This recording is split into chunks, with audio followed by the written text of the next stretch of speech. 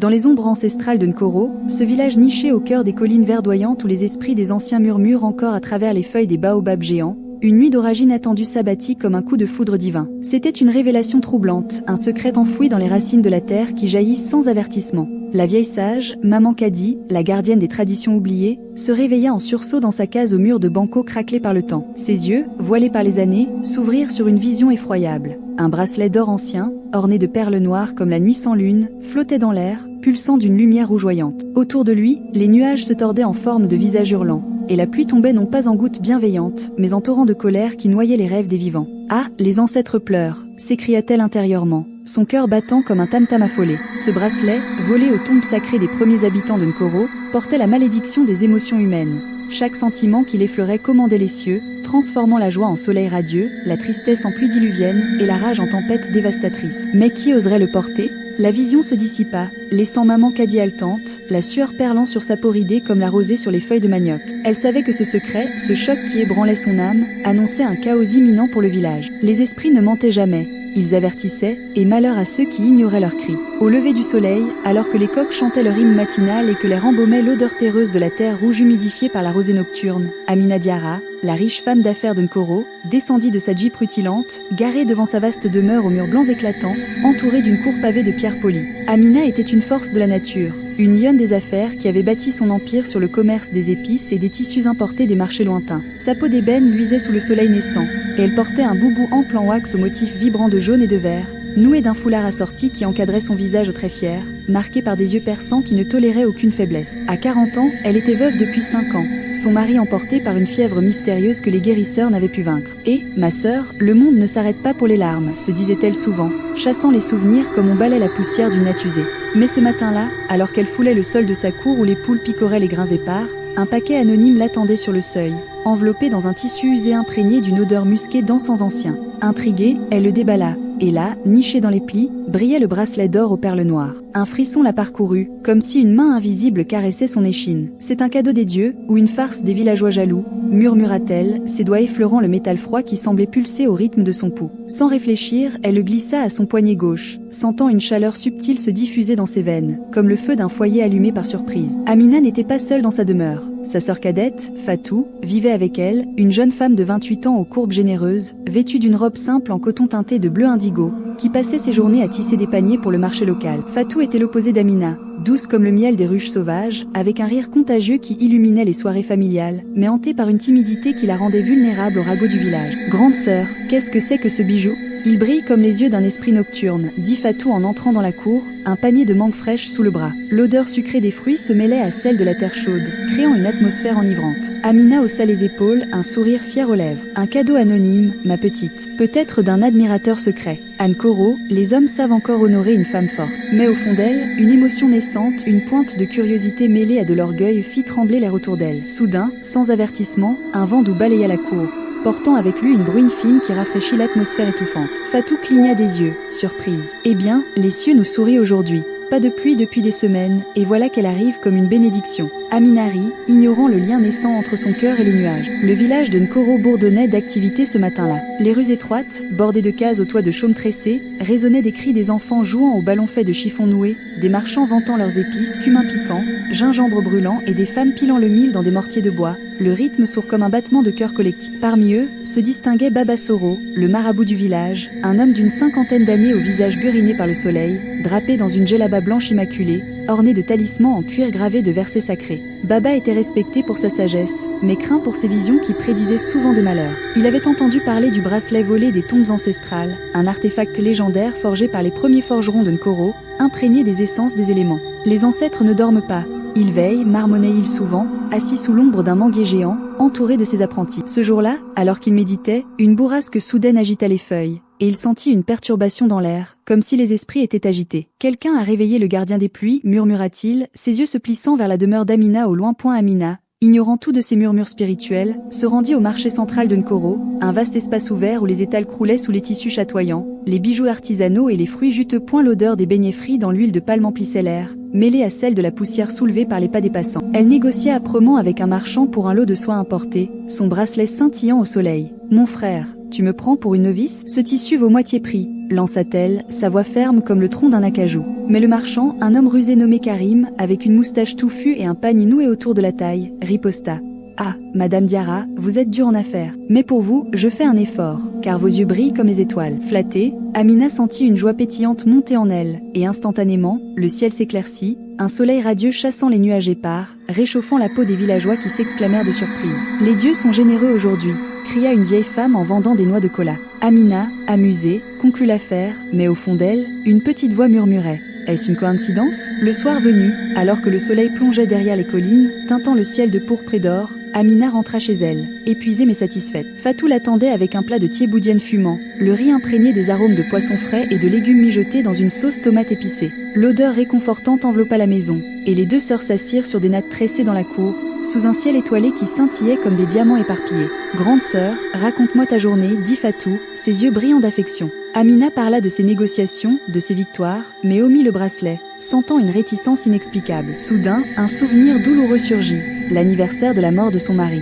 Une tristesse profonde l'envahit, comme un fleuve en crue submergeant ses défenses. Des larmes perlèrent à ses yeux, et au même instant, un grondement sourd retentit dans le ciel. Les nuages s'amassèrent, noirs et menaçants, et une pluie torrentielle s'abattit sur Nkoro, transformant les rues en rivières boueuses. Fatou sursauta, serrant sa sœur. « Qu'est-ce qui se passe? C'est comme si les cieux pleuraient avec toi. » Amina, choquée, fixa son bracelet qui semblait vibrer, et pour la première fois, un frisson de peur la traversa. Peut-être que ce n'est pas un simple bijou, murmura-t-elle, son cœur cognant comme un tam-tam de guerre-point les jours suivants, le mystère s'épaissit, tissant un voile de suspense autour d'Amina. Chaque émotion qu'elle ressentait se manifestait dans le temps. Sa frustration lors d'une livraison retardée déclencha un vent violent qui arracha les toits de chaume de plusieurs cases, semant la panique au village. Et, les esprits sont en colère, criaient les villageois, se réfugiant sous les arbres. Amina, sentant le poids grandissant, confia son secret à Fatou une nuit, alors que la lune veillait comme une sentinelle silencieuse. « Ma petite, ce bracelet, il commande la pluie, le vent. Quand je suis heureuse, le soleil brille. Quand je suis triste, les cieux déversent leur chagrin. » Fatou, les yeux écarquillés, toucha le bijou avec révérence. « Grande sœur, c'est un don des ancêtres ou une malédiction? Nous devons consulter Baba Soro. » Mais Amina, orgueilleuse, refusa. « Je suis une femme forte, je le contrôlerai. » Ce conflit interne la rongeait. D'un côté, le pouvoir exaltant qui boostait ses affaires, des pluies bienvenues irriguaient les champs pendant ces moments de sérénité, rendant les récoltes abondantes et augmentant ses profits. De l'autre, la peur croissante de perdre le contrôle, externe, car les villageois commençaient à murmurer contre elle, l'accusant d'attirer les malheurs. Parmi les personnages qui émergeaient progressivement dans ce tourbillon, il y avait aussi Moussa, l'ancien amour d'Amina, un agriculteur robuste de 42 ans, aux muscles forgés par le labeur des champs, vêtu d'un pantalon en toile usée et d'une chemise ouverte sur une poitrine tatouée de symboles protecteurs. Moussa avait courtisé Amina dans leur jeunesse, mais elle l'avait rejeté pour épouser un homme plus aisé. Aujourd'hui, veuf lui aussi, il vivait dans une modeste case à la lisière du village, entouré de ses enfants qui jouaient avec des bâtons dans la poussière. « Amina, tu as changé », lui dit-il un jour au marché, ses yeux sombres la fixant avec une mélange de regret et d'admiration. L'air était chargé de l'odeur des arachides grillés, et le bruit des négociations formait un fond sonore incessant. Amina sentit une étincelle de désir renaître, et aussitôt, une brise chaude enveloppa le marché, portant des pétales de fleurs arrachés aux arbres voisins. « Moussa, le passé est comme une rivière asséchée. On ne peut y retourner, répondit-elle, mais son cœur battait la chamade. » Ce flirt naissant ajoutait une couche de conflit externe.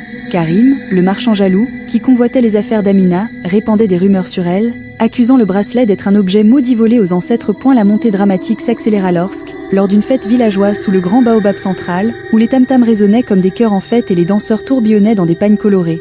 Amina fut prise d'une jalousie féroce en voyant Moussa danser avec une jeune femme. Sa rage bouillonna, et une tempête s'abattit soudain, des éclairs ébrant le ciel, la foudre frappant un arbre proche, semant la terreur. « C'est elle! Amina porte le malheur » hurla Karim, pointant du doigt le bracelet. Les villageois, trempés et effrayés, se tournèrent vers elle avec hostilité. Amina fuit, le cœur en lambeaux, la pluie battant son visage comme des larmes collectives. Chez elle, elle tenta d'enlever le bracelet, mais il semblait soudé à sa peau, pulsant d'une énergie maléfique. « Pourquoi moi ?» sanglota-t-elle, déclenchant une inondation qui menaça les cultures. Le twist surgit lors d'une visite secrète à Maman Kadi, que Fatou avait convaincu d'aller voir. La vieille sage, assise sur une natte dans sa case imprégnée d'odeurs d'herbes sacrées et encens, feuilles de Nîmes séchées, révéla la vérité. « Ce bracelet n'est pas un don, mais un gardien. Il a été forgé par tes ancêtres pour tester les cœurs humains. Il amplifie les émotions pour rappeler que sans équilibre, l'homme détruit son monde. Mais il y a plus. C'est Karim qui l'a volé et placé chez toi, jaloux de ta réussite, espérant te ruiner. » Le choc ébranla Amina, une trahison qui la fit vaciller. « Mon frère d'affaires, un serpent dans l'herbe » s'exclama-t-elle, la colère montant, mais Maman Kadi la calma. contrôle-toi, ou Nkoro périra. Le moment d'effondrement vint lors d'une confrontation avec Karim. Dans la cour de sa maison, sous un ciel menaçant, Amina l'accusa, sa voix tremblante de fureur. Tu as voulu me détruire. Karim rit, moqueur, tu es trop puissante, Amina. Le village a besoin d'équilibre, pas d'une reine. Sa rage explosa, et une tempête apocalyptique s'abattit.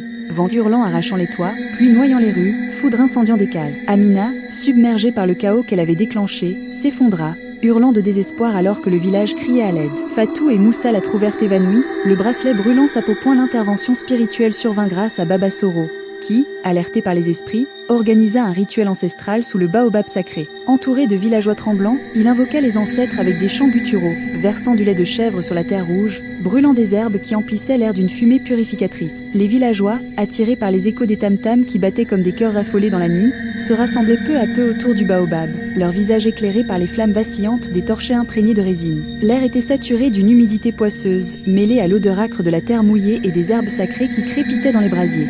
Baba Soro, les yeux clos, levait les bras vers les cieux tourmentés, sa djellaba blanche flottant comme un voile spectral au gré des rafales. Frères et sœurs de Nkoro, unissez vos voix. Les ancêtres nous écoutent, mais ils demandent notre humilité, lança-t-il d'une voix profonde qui résonnait par-dessus le grondement de l'orage. Fatou et Moussa, essoufflés et trempés jusqu'aux os, déposèrent doucement Amina au centre du cercle tracé de sel et de cendres, un espace sacré où les racines du baobab affleuraient comme des veines de la terre. Amina gémissait faiblement, son corps secoué de frissons, le bracelet à son poignet irradiant une chaleur fiévreuse qui faisait bouillir la boue autour d'elle. Que les esprits guident sa guérison, murmura Maman Kadi, qui s'était jointe au rituel, versant des gouttes d'huile de karité sur le front d'Amina pour apaiser son âme tourmentée. Les chants s'élevèrent alors, un chœur guttural et rythmé, où les voix graves des hommes se mêlaient aux tonalités aiguës des femmes, invoquant les noms oubliés des aïeux, tandis que les enfants, blottis contre leurs parents, ajoutaient leurs pleurs innocents à cette symphonie désespérée. Esprit des pères, calmez la tempête du cœur, psalmodiaté-il. Amina, portée là par Moussa, fut placée au centre, et dans une transe, elle vit ses ancêtres, des figures éthérées lui murmurant que le pouvoir n'est pas dans la domination, mais dans l'harmonie. Laisse aller tes chaînes émotionnelles, dirent-ils. Le climax explosa lorsque Karim, paniqué par la destruction, tenta de fuir, mais la tempête la rattrapa. Amina, éveillée par le rituel, confronta son propre chaos interne. Je dois choisir l'équilibre, hurla-t-elle, et avec un effort suprême, elle canalisa une paix profonde, pensant à l'amour pour Fatou, Moussa, le village. Le bracelet se détacha enfin, tombant dans la boue, et la tempête s'apaisa, laissant place à un arc-en-ciel radieux. Et la résolution émotionnelle se tissa dans les jours suivants. Amina, transformée, rendit le bracelet aux tombes ancestrales lors d'une cérémonie, entourée de tous. Elle embrassa Moussa, scellant un amour renaissant, et aida à reconstruire Nkoro, partageant sa richesse. Fatou, fière, murmura, « Grande sœur, tu as vaincu le démon intérieur. » Baba Soro conclut, « Les ancêtres enseignent que les émotions sont comme la pluie. Nécessaires, mais maîtrisées, elles nourrissent, déchaînées, elles noient. » La morale africaine profonde résonnait. Dans le cercle de la vie, l'équilibre des cœurs commande les cieux. Ignore-le, et la terre pleure. Mais honore-le, et les bénédictions coulent comme un fleuve éternel. Nkoro renaquit, plus uni, sous un soleil bienveillant. Si nos vidéos d'histoire vous plaisent, n'oubliez pas de lâcher un pouce bleu, de vous abonner. Activez aussi la cloche de notification pour être sûr de ne rater aucune de nos prochaines vidéos.